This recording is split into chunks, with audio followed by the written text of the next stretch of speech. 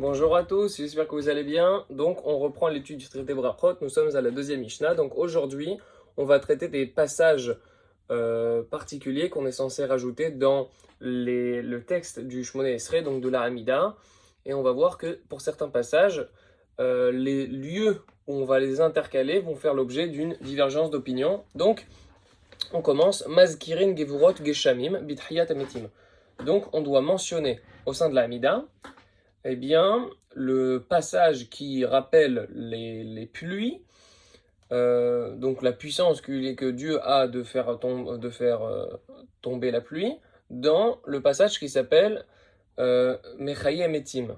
Donc Mechayem Etim, c'est la deuxième bénédiction de l'Amida, donc Magen Avraham, et ensuite Eta Gibor Leolam Hashem, Mechayem Etim Atar, Rav Leoshiar, Mashiv Aruach, Umorid Ageshem. Donc le début de la deuxième bénédiction fait justement référence au fait que Dieu a la capacité de faire tomber les pluies.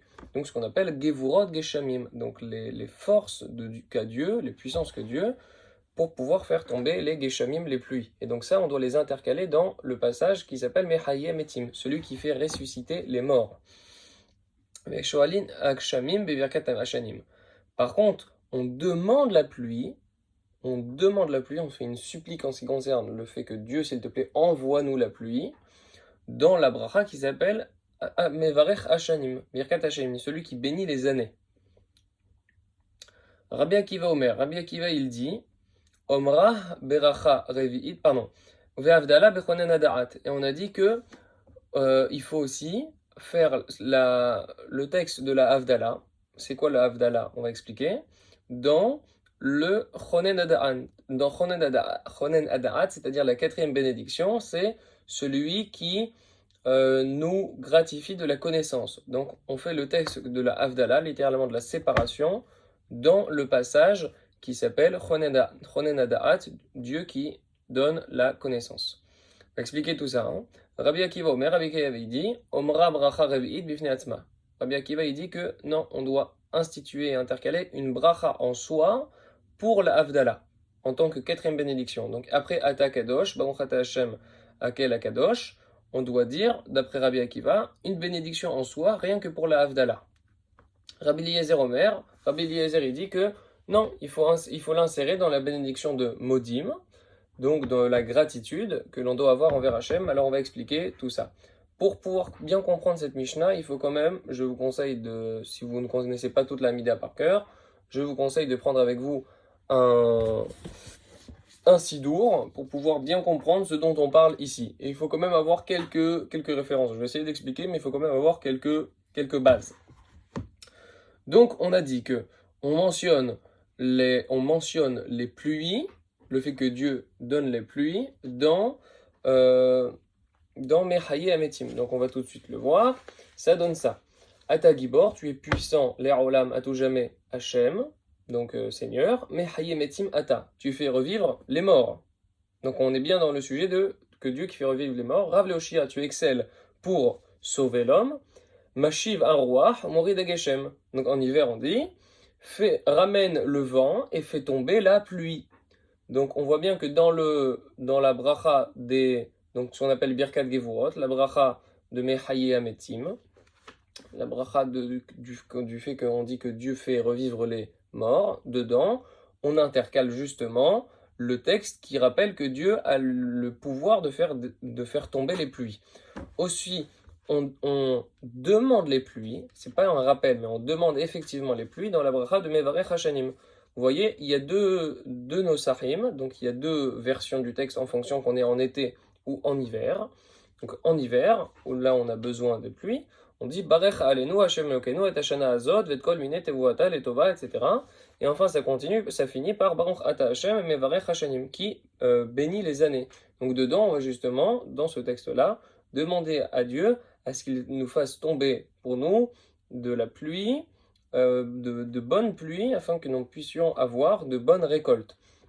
Donc, c'est ça ce que l'on dit dans la Mishnah. Shoalin Ageshamim, on demande les pluies dans la bracha, Birkat Hashanim, la bénédiction des années. Vehavdala, et Havdala, donc on explique qu'est-ce que c'est la Havdala. La Havdala, c'est un texte que l'on doit dire lorsque l'on passe d'un moment de sacré à un moment de profane. Exemple classique, le samedi soir, lorsque le Shabbat est terminé, nous devons réciter un texte afin d'exprimer verbalement que la sainteté du Shabbat est terminée, que par conséquent nous pouvons retourner à nos habitudes et à nos activités profanes, et que la sainteté du Shabbat ne nous astreint plus à le respecter, et donc à ne plus, on peut désormais faire ce qu'on appelle des melachot, des interdits. Donc plus simplement, on dit un texte qui nous permet de pouvoir reprendre notre vie habituelle. Ainsi, on le dit généralement, normalement a priori le soir, dans la prière de Arvit, et donc on le lit, voilà, Atahonantano Hashem Lokenu Mada Veaskel Atam Amarta Leavdil Ben Kodesh Lechol. Donc tu as dit qu'il fallait séparer entre le saint et le profane, ou Ben Or Lechocher, entre la lumière et l'obscurité. Pardonnez-moi. Ou Ben Israël et l'Aramim, entre Israël et les peuples. Ou Ben Yom HaShevi'i, les Shechet Yom HaMaaseh, entre le 7e jour, donc le Shabbat, et les 6 autres jours de la création, etc., etc. Et donc, d'après un premier sage, donc d'après le Tanakama, il faudrait justement insérer ce texte-là de Havdalah, dans lequel nous disons que la Havdalah, c'est la séparation. Dieu a réalisé des séparations dans ce monde, entre le Shabbat et les autres jours, entre Israël et les nations, entre la lumière et l'obscurité, etc., etc. Eh bien, il faudrait insérer ce passage-là dans la bracha de Chonen Adaat. D'ailleurs, entre parenthèses, c'est ainsi qu'est la halacha. On dit Ata Chonen Adam Daat, Umlemed, le Nosh Bina. Ata Chonen Tanu Hashem Elokeinu, etc., etc. Donc, on commence le texte de Chonen Adaat et ensuite on enchaîne par tout le passage qui concerne la Havdalah. Et ensuite, on conclut par Baruch Hashem Chonen Adaat. Néanmoins, Rabbi Akiva n'est pas d'accord et dit qu'on doit instituer à la suite de Hakel Akadosh, après la 3e bénédiction, une bénédiction en soi qui serait une Havdalah. Il faut une bénédiction en soi pour la Havdalah. D'après Rabbi Eliezer, enfin, il faudrait instituer le texte de la Havdalah dans la bracha de Modim. Donc Modim Anachnolach, etc., etc. Il faudrait instituer dans ce passage-là, certainement à l'endroit où l'on met aujourd'hui les passages de Halanissim, à cet endroit-là, il faudrait mettre le passage de la Havdalah d'après Rabbi Eliezer. Donc faisons le Barthénoura. Donc Mazkirin Givrot Geshamim. Donc Mashi Varouach, donc on parle ici du texte qui fait souffler le vent, qui fait tomber la pluie. Donc ce texte-là, chez Eno Leshon Bakasha, c'est pas un texte qui est une demande à Dieu de la pluie. Et là, Leshon Azkara Veshevar, c'est juste un texte qui rappelle et qui loue Dieu de sa capacité à faire tomber la pluie. Donc c'est pas une demande, c'est une louange à Dieu. Et puisque les pluies est l'une des puissances qu'a Dieu sur l'univers, dirtiv comme il est écrit, Oseg Edulot, que Dieu réalise des actes splendides et grands, ad en heker, sans limite, anoten matar, qui donne la pluie al pene aretz, sur la face de la terre. Donc mishumachi, pour cette raison-là, Kareleu, on a appelé cette capacité-là, Givurot Geshamim, les puissances des pluies. Ça veut dire que Dieu détient la capacité de faire tomber les pluies. Ush Ela, donc Shoalin, on demande justement les pluies dans Birkat Hashanim. Donc chez Ela, vous remarquez peut-être que le Barthénoura à une version différente de notre texte de la Mishnah, parce que nous avons Vesho'alin ageshamim bevirkat hashanim, tandis que lui, il avait simplement Ushe'ela bevirkat hashanim. En tout cas, l'idée est la même, ça veut dire qu'on demande la pluie, on fait une supplique en ce qui concerne la pluie, donc Veten talumatar leshon bakasha. Dans ce texte-là, on dit et donne la pluie et la rosée, etc. C'est un lashon, c'est une expression, un langage, une terminologie de supplique et de demande. Donc, Bevirkat Hashanim dans la bracha de la bénédiction des années.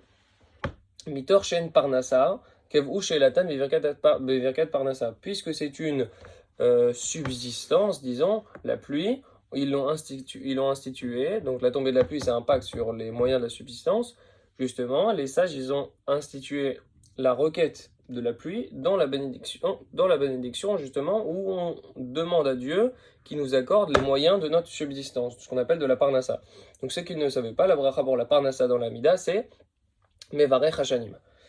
Donc Ve'havdala. C'est quoi l'Havdala? Bemotzei Shabbat. Samedi soir. Samedi soir, on fait la Havdalah pour distinguer entre le Shabbat et la semaine. Donc, Bechonen Adaat. Pourquoi alors on doit la faire dans Chonen Adaat? Dans la bracha qui dit que Dieu nous donne l'intellect et l'intelligence. Pourquoi on doit faire le texte de la Havdalah dans ce passage-là? Shi bracha rishona shel chol. Première explication, c'est parce que c'est tout simplement la première bénédiction qui est propre à la semaine. Parce que les trois premières bénédictions ne changent jamais, le Shabbat comme la semaine. Et la première bénédiction qui va changer entre le texte de la semaine et le texte du Shabbat, c'est Atachonen Endam Darad. Donc dès qu'on a l'occasion de montrer que c'est la semaine, on en profite pour justement intercaler la Havdalah. Ça, c'est la première explication. Deuxième explication, au Yerushalmi, Amroum, Mipene, Matikno Havdalah Bechonen Adaat. Dans le Talmud de Jérusalem, ils ont dit pourquoi on a institué la Havdalah dans Chonen Adaat? Shim NDA Havdalah Minain. Et c'est pour la simple et bonne raison que l'homme est le seul être humain et le seul être vivant à disposer de la capacité de ce qu'on appelle le da'at. Donc le da'a, c'est une capacité de distinguer entre différents éléments, une capacité d'intelligence qui est propre à l'humain. Donc s'il n'y a pas de da'at, s'il n'y a pas de capacité intellectuelle aussi pointue de distinguer entre des concepts abstraits comme la sainteté et le profane, eh bien, s'il n'y a pas cette capacité-là, alors on ne peut pas parler de Havdalah. Et donc, on ne fait la bénédiction de la Havdalah justement que dans le texte qui parle de la capacité qu'a l'homme de pouvoir distinguer entre des concepts abstraits. Et ainsi est la halakha, on fait le texte de la Havdalah dans le passage de Chonen Adaat, dans lequel on demande à Dieu de nous accorder l'intelligence. Donc, on résume ce qu'on a vu aujourd'hui. Le fait qu'on mentionnait le fait que Dieu avait le pouvoir de donner la pluie dans la deuxième bénédiction, donc dans Mechayametim, qui fait vivre les morts. On demande effectivement la pluie dans la bracha Birkat Hashanim, qui concerne la subsistance. On a dit qu'on faisait le texte de la Havdalah dans Chonen Adaat, dans le texte où on demande à Dieu de nous accorder la sagesse. On a vu que c'était une marloquette aussi entre le Tanakama, entre Rabbi Akiva et Rabbi Eliezer. D'après Rabbi Akiva, il faudrait instituer ce texte-là en tant que bénédiction pour elle-même, tandis que d'après Rabbi Eliezer, il faudrait l'instituer dans le passage, l'intercaler dans le passage de Modim, où l'on remercie Dieu. Chazak ou Baruch, et à très bientôt.